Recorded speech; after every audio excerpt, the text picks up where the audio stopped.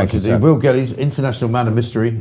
If you ever are in trouble, he's definitely a guy worth calling if you can afford it. Because it doesn't come cheap, I can tell you that from personal experience. Will, great to see you. Thank you very much indeed. Sir. Will Geddes, international security expert, as we say. Let's talk now, though, to Maya Thomas from Big Brother Watch, because there was a little thing that happened yesterday, kind of under the radar, that nobody really noticed, because this is what happens when you're dealing with, international kind of crises and all sorts of other things going on.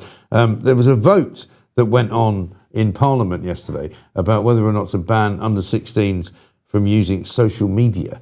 And I think Maya's going to explain to us what exactly happened. Maya, very good morning to you. Hi, good morning. Thanks for having me on the show. Good to see you. Thank you very much indeed. This kind of slipped in slightly under the radar, didn't it? I wasn't absolutely sure until I read about it last night that there was even a conversation that was being had in Parliament. Tell us what happened and tell us what the ramifications are. Yeah, you're right. In light of the Iran war, a lot of the time local news kind of disappears under the radar. But essentially what happened is the government had a discussion about whether to ban children from social media.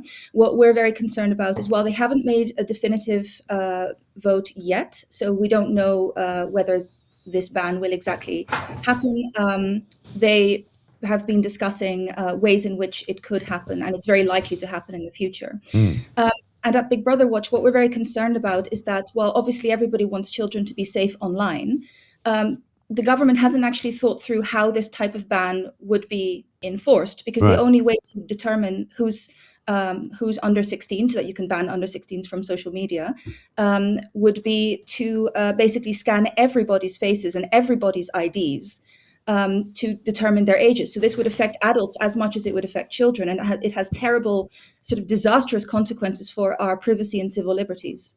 Yes, and because that's always the thing that I've been concerned about, is that in any world where you're trying to ban certain people from accessing social media, i.e. because they're too young, the government will have to know who I am as I access social media, and I'll have to somehow register with them. I'll have to somehow, give them all my details of, my address, my name, my identity, possibly my affiliated, family members, and all of that, and I think most of us would feel slightly uneasy, really, giving the government, who are so useless at running everything, the ability to sort of look into my life, really. Well, absolutely. What we're especially worried about is the impact that a social media ban would have on sort of more vulnerable people. If you think about a woman who's experiencing domestic abuse at home, she might want to reach out through social media to get help, to reach out to specific services that might help her. But if she can't access that without showing her ID, which may have been confiscated by her abuser, then how is she going to access help? And it's the same for children. There are a lot of children who can't go to their parents for help because their parents are abusing them. They can't go to their teachers for help because teachers are underpaid and incredibly stressed. So they reach out to children's charities through social media. And this is actually why 42 children's charities have come together and announced in a joint statement that they're against a social media ban. Because the thought behind it is, of course, very well-meaning, but nobody's thought about the real unintended consequences that this would have. Yes, exactly right. And that is the real problem, isn't it? And the government doesn't appear to be interested in your personal kind of, safety, in your, or my personal kind of, protection. They seem to be more interested in kind of punishing, if you like, the social media companies. And, they have certainly a role to play. And I think we probably all agree that there are things that go on social media that we don't like. However, do we really want the government to actually dictate what it is that we're allowed to see? Well, absolutely. We're also very concerned about the fact that the government has immediately jumped to some sort of ban. There are only about a third of parents actually use parental controls on their children's devices. And there's a very real conversation to be had about why is it that so many parents give their 3-year-olds iPads, their 8-year-olds smartphones.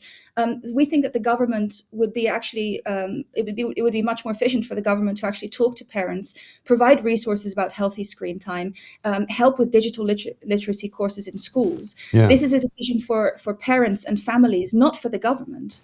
No, exactly right. And so, I mean, where is this actual bill? Because there's a lot of noise around the sort of the so-called government's privacy bill, the government's kind of online safety bill.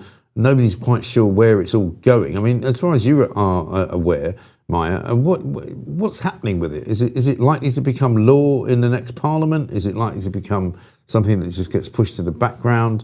What are we looking at here? Well, you're very right in saying that there's a lot going on. So this ban is actually it's currently it's being proposed as part of a bill called the Children's Wellbeing in Schools Bill, which is being what's called ping-ponged back and forth between the Houses of Commons and the House of Parliament. So it's that's where it is now. So initially this proposal was put forward by the Tories. Then Labour came and they said, actually, we want to do something to stay politically relevant. So they've now launched a consultation where they're going to essentially, the thought behind it was ask experts and parents what they think.